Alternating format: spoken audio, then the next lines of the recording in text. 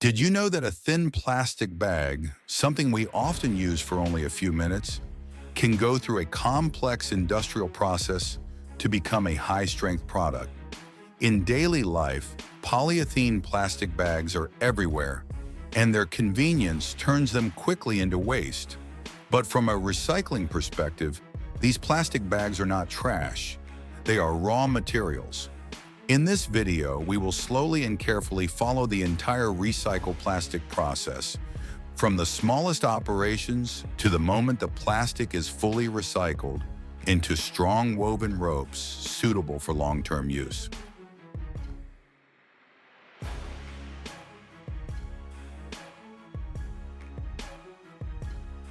The recycling process begins with collection, where large quantities of polyethylene plastic bags are gathered from various sources.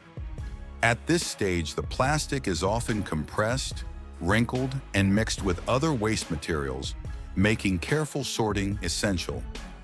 Workers and machines separate suitable plastic bags from incompatible materials such as metal, paper, or rigid plastics.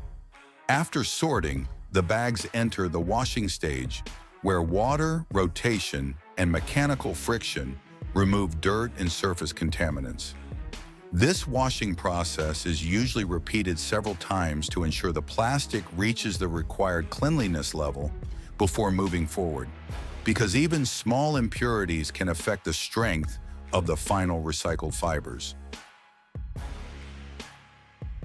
After cleaning, the plastic bags are fed into cutting machines, where rotating blades tear and chop the material into smaller pieces. Size reduction makes the plastic easier to process, reduces the risk of machine jams, and ensures more uniform heating. This is the first mechanical processing step that directly alters the shape of the plastic in the recycling chain. The cut plastic fragments are further shredded to reach the desired size. Screening systems remove oversized pieces that do not meet specifications. Size control stabilizes the material flow and allows subsequent recycled plastic stages to operate more smoothly. Before entering the heating stage, shredded plastic is checked for uniformity and moisture content. Proper preparation helps prevent uneven melting or bubbling during heating, improving the quality of recycled plastic. Plastic enters the heating system where temperature is gradually increased in stages. Instead of rapid heating, this approach softens the plastic slowly, preserving material structure and minimizing degradation. This is a critical step in recycling because it directly affects the strength of the final product.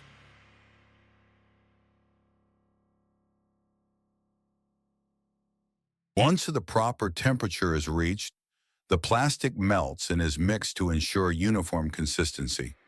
Mixing eliminates variations between material batches, creating a stable melt ready for forming.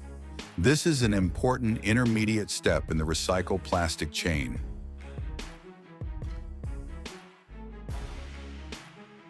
The molten plastic is then extruded through molds to form pellets or short strands.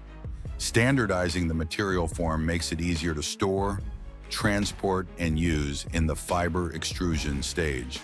This step bridges thermal processing and product formation.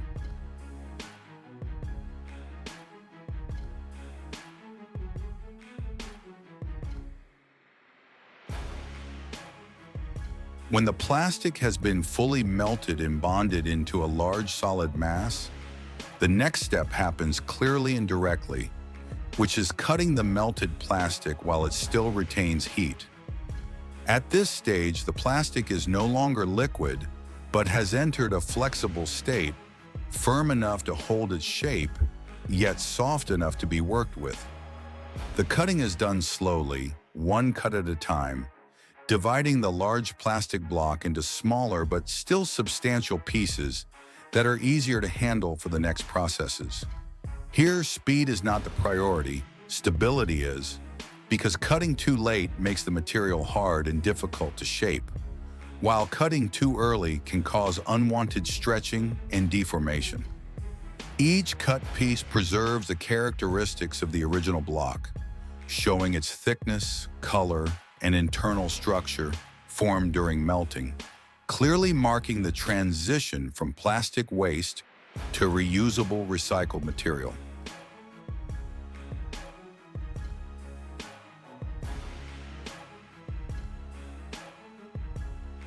From standardized plastic pellets, fiber extrusion begins as the material is melted again and forced through very fine molds. Long, continuous fibers are formed, creating the foundation for the final product. This stage clearly demonstrates the value of recycling.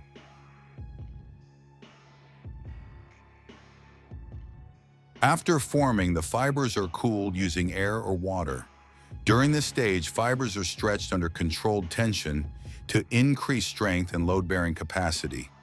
This step helps recycled fibers meet technical requirements.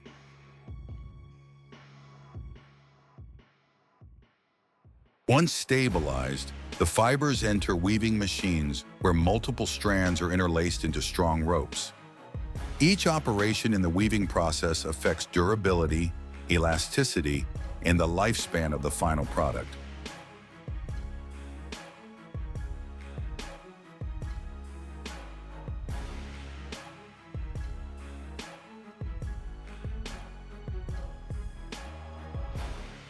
After the weaving process is completed, recycled ropes are not used immediately, but must undergo strict quality inspections. At this stage, each rope is tested for tensile strength, load resistance, and structural uniformity. Testing equipment applies increasing tension to observe how the material responds and to determine its safe load limit. This step is essential because even though the product is recycled, it still needs to meet real-world performance standards.